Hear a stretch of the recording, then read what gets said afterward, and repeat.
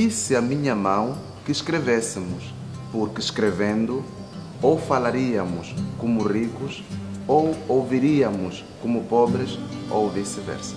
O nosso percurso histórico, como está muito relacionado com lutas e com a afirmação, de certo modo, a nossa produção artística fica, sob o ponto de vista do contexto, datada. Então tem essa geração do Agostinho Neto, a geração dos nacionalistas, dos libertadores. Depois há uma poesia que começa mais ou menos de 75 para cá, que é a da busca da paz.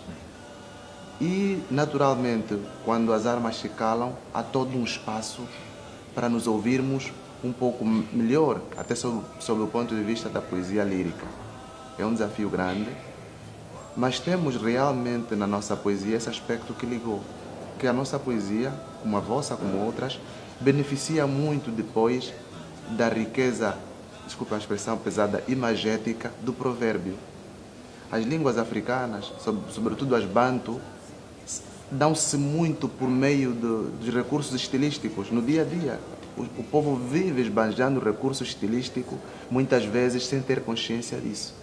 A língua portuguesa, do mesmo jeito que ganha no contacto com o índio, com o árabe, com os mouros, tem também este enriquecimento grande por meio das línguas africanas. E no caso da Angola, você tem aí uma nação formada por pequenas nações de base étnica e linguística.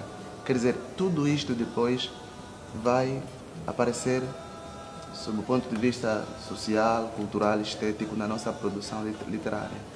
O nosso consumo literário acaba levando por tabela da incipiência das nossas instituições. Sim. Ainda não temos instituições fortes e consistentes e por isso mesmo não temos ainda a tradição quanto à promoção e realização cultural de eventos que permitissem, tal como vocês têm as feiras, as bienais, um convívio mais recíproco. Sim. Eu sou membro da União dos Escritores Angolanos, vamos considerar mais ou menos há 8 anos. E quando eu entro, a estratégia que eu encontro é de divulgação da literatura angolana, sobretudo o conto, por meio de antologias. Nos últimos anos foram produzidas uma antologia designada Conversa de Homens no Conto Angolano, que depois, na internacionalização, passou a chamar-se Balada dos Homens que Sonham.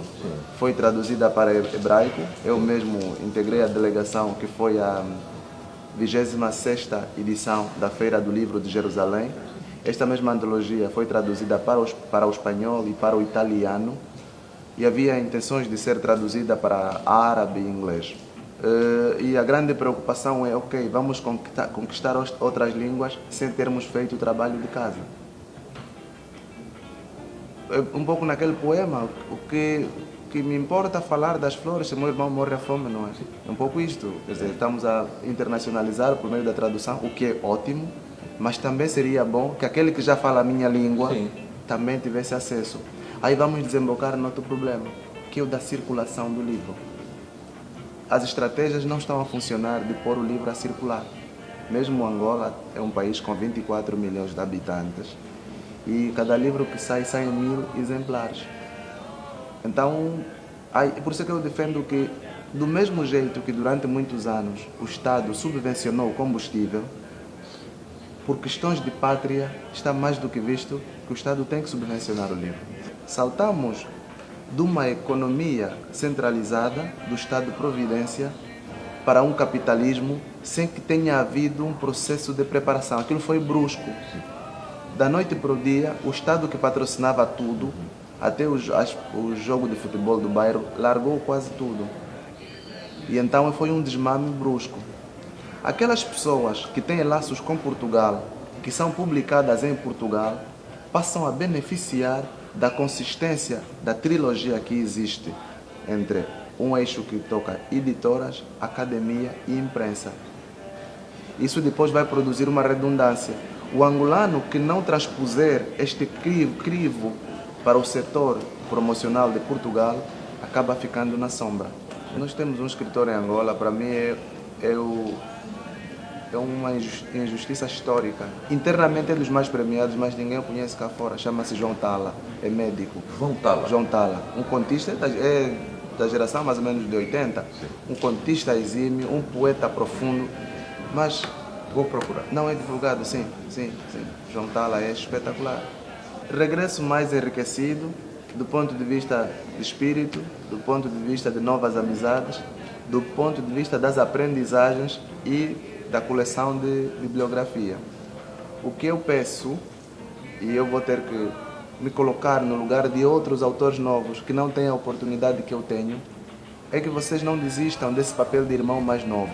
Porque apesar de sermos a vossa origem, os africanos, em alguns aspectos vocês estão mais avançados. Então que mantenham esta porta aberta de irmão mais velho, que ampara, que conduz, que mostra caminho.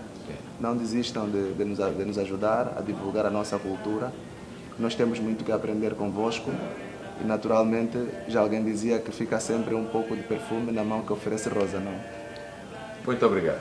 Eu agradeço.